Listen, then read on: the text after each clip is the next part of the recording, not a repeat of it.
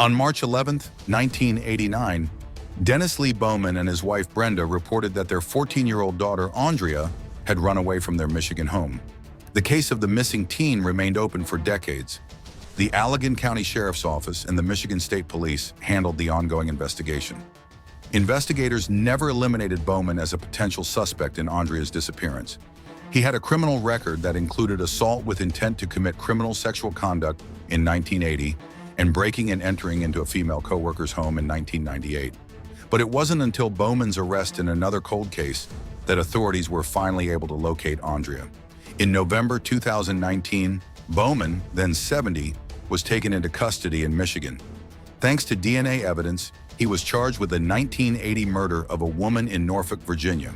Catching Bowman meant long-delayed justice for the family of Kathleen Doyle, the 25-year-old who'd been killed almost 40 years earlier. While behind bars in Michigan awaiting extradition to Virginia, Bowman began to open up about Aundria's 1989 disappearance.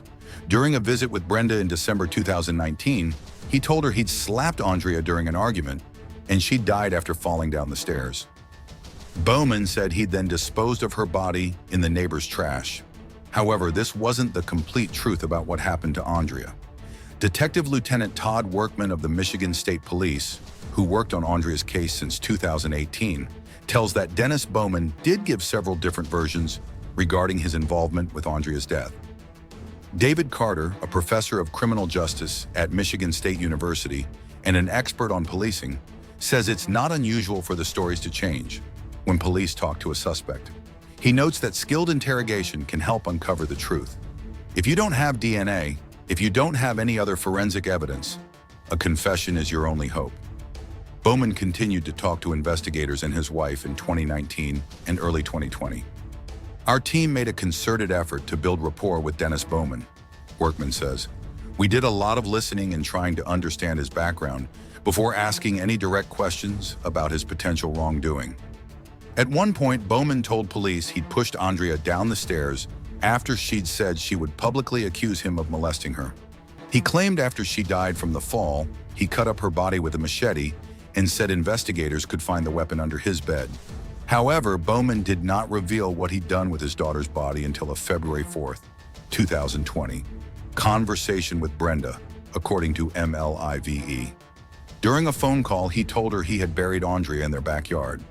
He said he also transported her remains from their old house to the new house they moved into after Aundria vanished.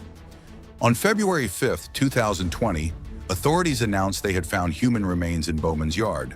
A genetic sample from Aundria's biological mother, the Bowmans had adopted Aundria when she was a baby, and DNA testing determined that the remains were Aundria's. Workman says of Bowman's confession, "It can be difficult to sift through what is truth and what is a lie.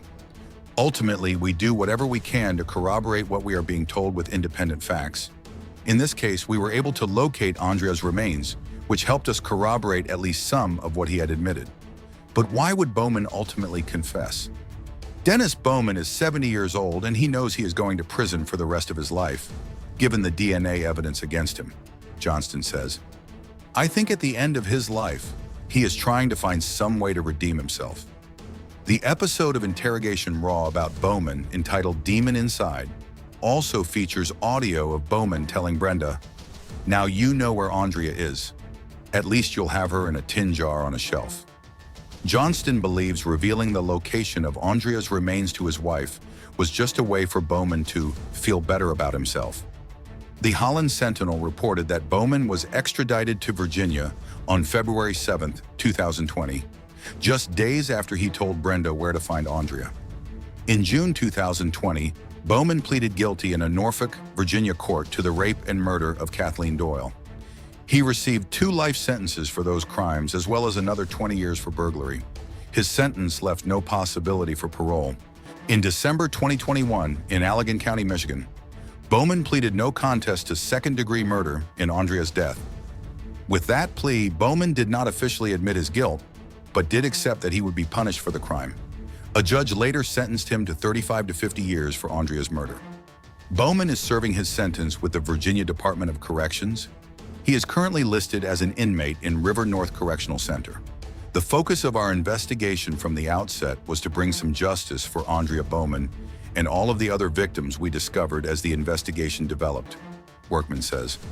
Unfortunately, there are some facts in Aundria's case we may never have the complete story on because Bowman is the only person who knows the full truth.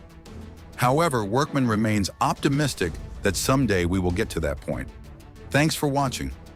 Please subscribe to our channel. See you in the next video.